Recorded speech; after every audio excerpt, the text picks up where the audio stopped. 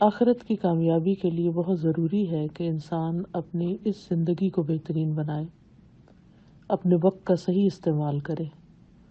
اور وقت کے صحیح استعمال کے لیے بہت ضروری ہے کہ اپنے دن کا آغاز بہت اچھا کیا جائے۔ بر وقت نماز فجر ادا کریں، صبح کے اذکار کرنا نہ بھولیں،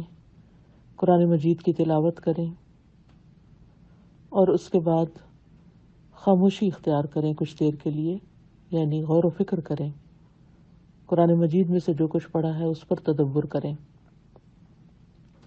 اپنی زندگی کے بارے میں سوچیں،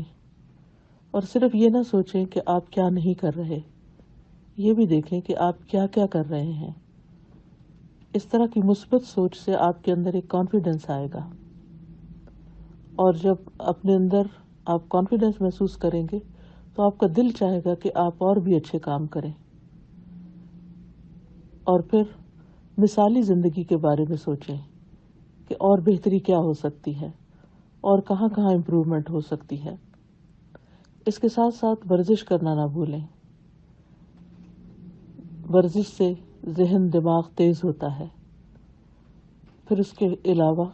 دماغ کو صاف صحت مند رکھنے کے لیے مطالعے کی ضرورت ہوتی ہے، تو ریڈنگ ہیبٹ ڈیولپ کریں، اچھی کتب کا مطالعہ کریں، اور اس کے لیے ضروری نہیں کہ ایک ہی دن میں کتاب ختم کر دیں، اگر ہو سکے تو بہت ہی اچھا ہے، لیکن کم از کم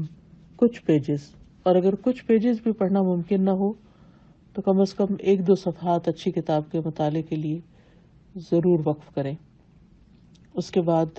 آج کے دن میں جو کام کرنے ہیں ان کی پلاننگ کریں۔ ایک اچھی پلاننگ کے ساتھ جب دن کا آغاز ہوتا ہے تو وقت کا صحیح استعمال ہوتا ہے، اور جب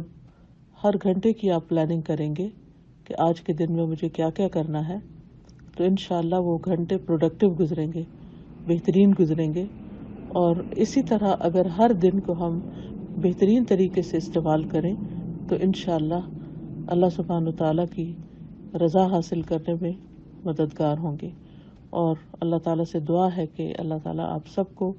دنیا اور آخرت کی کامیابیاں عطا فرمائے۔ السلام علیکم ورحمۃ اللہ وبرکاتہ۔